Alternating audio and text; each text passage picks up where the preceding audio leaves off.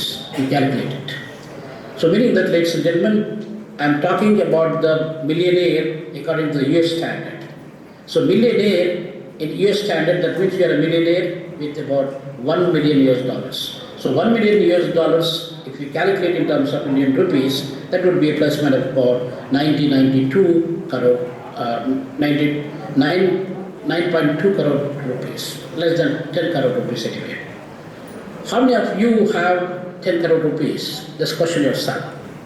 To make 10 crore rupees, how many years will it take for you?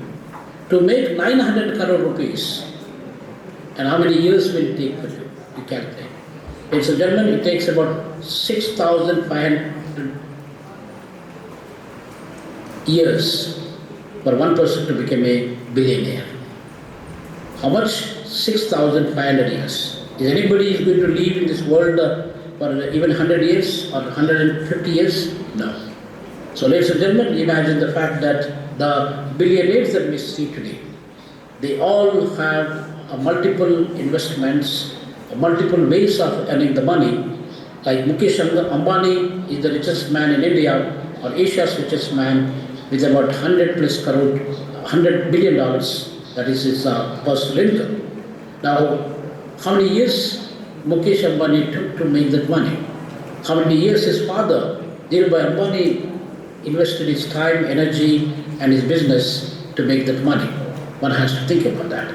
So, ladies and gentlemen, if you want to become a businessman and only through the business, you could able to make the money.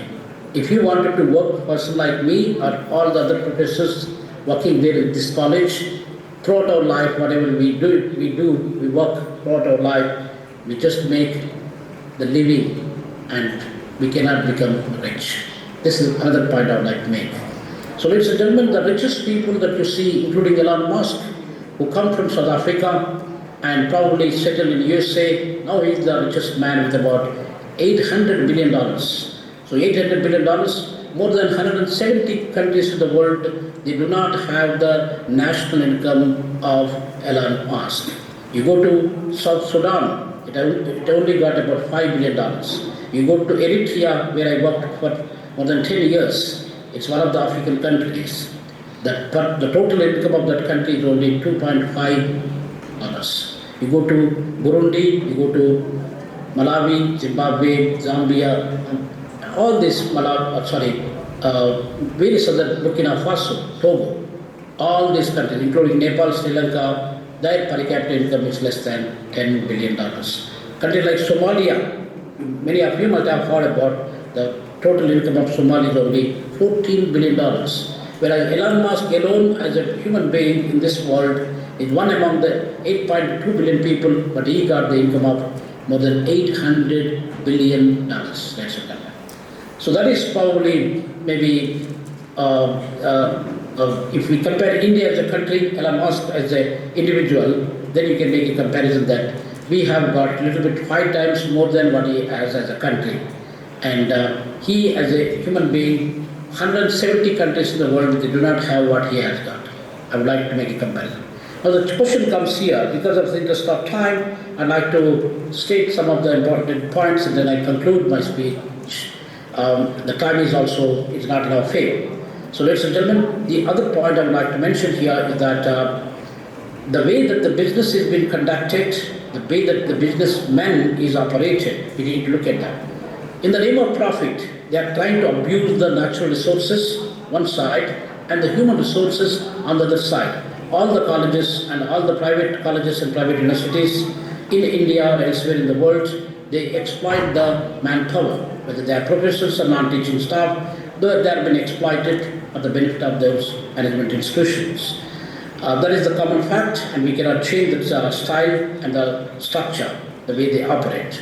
So the point is that now the exploitation is being done human beings, one side.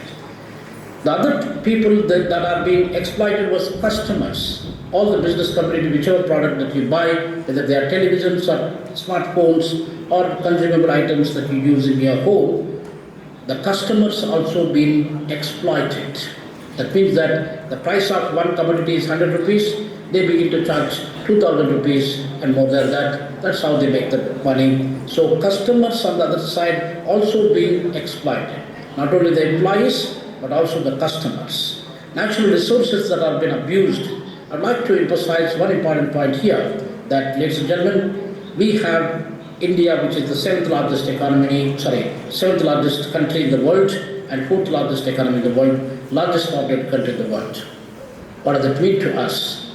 Number of trees, if you look at, because we all need to live longer. You are the future of the India, you are the future of this generation, that you should be healthy and you should live long. Now what is happening in terms of sustainability? I would like to give you an example. The business community is exploiting the resources without caring about the future of this particular society, future of this world. There was so much environmental degradation that is taking place because of these people that they are exploiting us. So that is why they are trying to abuse. Now the number of trees in India, perhaps many of you do not know, for every one person living in India, we got 1.45 billion people, and the number of trees per one person is only 28 trees. That's important point, please make a note of that. In the overall world, average figure for one person living in the world, we got 420 trees per person. So we have only 28 trees in India, and Delhi, our capital city, the number of trees, only there are 2 trees are there for 3 people living in Delhi. You can imagine the fact that if the environmental scientists, they suggest that at least 10 trees we must have for one person. So we do not have, and the buildings in Chennai, buildings in Hyderabad, buildings in different parts of India, they are rising and they are touching the sky, and that's what is happening, but no trees are being planted. What is going to happen to us, our sustainability? What is going to happen to, if we are not there as a human beings, one side, and the customers on the other side, stakeholders on the other side, investors on the other side, what is going to happen to the business community in the near future? Some scientists suggested that in the coming 1,000 years, the human beings are probably they will be left with very few people. Maybe in the coming years, the whole population in the whole world will be left with about 600 million people only. This is what is going to happen actually, because the temperatures are rising, and we already experienced in Chennai, in different parts of India, the temperature is crossed over 50 degrees temperature. So ladies and gentlemen, in the interest of time, I would like to conclude stating that so much to talk, but I would like to conclude stating that the land, the planet is our mother. You all have different mothers, but our common mother for human beings here is that land, that is Bhumi, that is earth. Please try to take care of the earth wherever you are, clean the earth and plant as many trees as possible.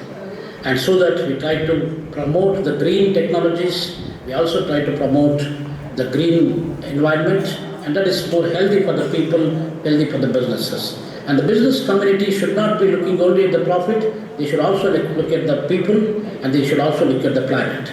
So with these few words, I would like to thank the conference organizers, Dr. Subhashini, and all other fellow colleagues who put their efforts to make this conference grand success. Thank you, Aruna. Namaskar.